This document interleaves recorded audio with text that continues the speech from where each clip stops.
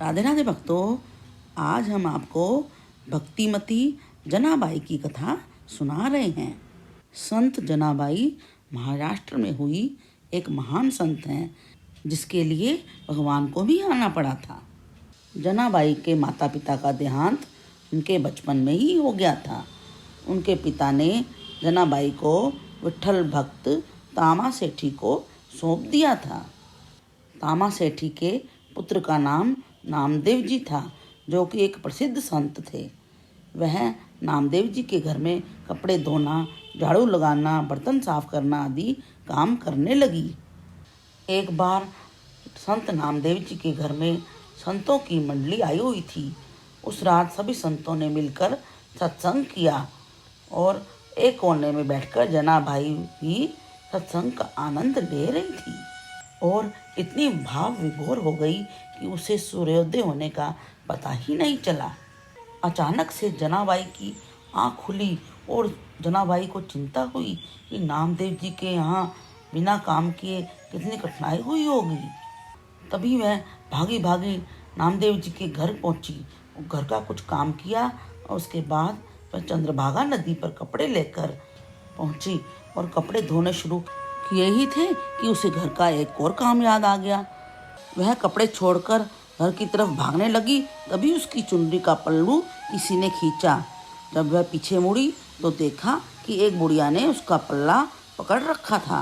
बुढ़िया ने कहा, जना इतनी जल्दी में कहाँ भागी जा रही है? जनाबाई ने कहा, माई मैं तो नामदेव जी के घर जा रही हूँ, एक जरूरी काम याद आ गया है। तभी बुढ़िया ने कहा, अच्छा तुम जाओ, तब तक मैं तुम्हारा काम कर देती हूँ। तो जना ने कहा, नहीं माता, मैं खुद कर लूँगी। तो बुढ़िया माई के बार बार कहने पर जनाबाई मान गई। तो यदि आपको यह कथा पसंद आ रही है तो जल्दी से इस चैनल को लाइक और सब्सक्राइब कर दीजिए, ताकि आपको अन्य कथाएं भी उपलब्ध हो सकें। जनाबाई घर से होकर फिर वापस नदी तट पर आई तो उसे सब कपड़े धुले हुए मिले और वह बुढ़िया गायब मिली। यह देखकर जनाबाई आश्चर्य में पड़ गई कि बुढ़िया ने उसका सारा काम भी किया और बिना बताए कहाँ चली गई। जनाबाई जितना भी भूलने की कोशिश करती, जनाबाई उस बुढ़िया को भूल नहीं पाती। जब उससे रहा नहीं गया तो उसने नामदेव जी को सारी बात बताई और नामदेव जी तुरंत समझ गए कि वो बुढ़िया कोई और नहीं, स्वयं नारायण भगवान थे। जब जनाबाई को इस बात का पता चला तो जनाबाई की आंखों से आंसू आ गए और उनकी भगवान विठ्ठल में और भी श्रद्धा हो गई। अब तो जनाबाई भगवान के भजन और भी व्याकुल होकर गाने लगी। अब तो भगवान जनाबाई का हर काम में हाथ बटाने आने लगे और हर काम में भगवान के भजन करते हुए करती रहती। जब जनाबाई शुद्ध भूल जाती तो कृष्ण स्वयं आकर जना के घर का काम करवाते। कभी आटे की चक्की साथ फेरते, कभी बर्तन, कभी कपड़े, कभी बुहारी भी करते।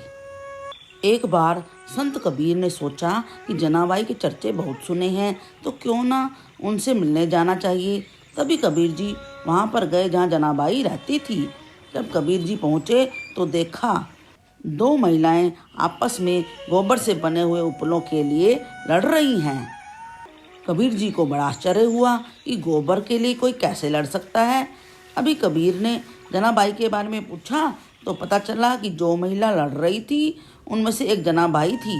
तभी कबीर तो और भी अचरज में पड़ गए। कबीर ने पास में जाकर जनाबाई से कहा, आपके उपलों की क्या पहचान है? तो जनाबाई ने कहा, मेरे उपलों में से विठ्ठल विठ्ठल नाम की आवाज़ निकलती है। तब कबीर जी ने जनाबाई के उपलों को कान से लगाकर देखा तो वे गदगद हो गए। वास्तव में ही उन गोबर के उपलों से विठ्ठल विठ्ठल की आवाज़ आ रही थी। जनाबाई इतनी महान भक्त थी। एक बार श्री विठ्ठल भगवान के मंदिर से एक हीरा चोरी हो गया तो उसका इल्जाम जनाबाई पर ही लगा, क्योंकि ज़्यादातर मंदिर में जनाबाई ही जाती थी। जब सभी लोग मिलकर जनाबाई को सूली पर चढ़ाने लगे तो जनाबाई ने बेचैन होकर विठ्ठल विठ्ठल पुकारने लगी तो सूली भी पिघल गई और पानी हो गई। इससे तो लोगों ने भी मान लिया कि जनाबाई कोई साधारण स्त्री नहीं है, बल्कि भगवान की भक्त है। बोलिए भक्त शिरोमणि जनाबाई की जय।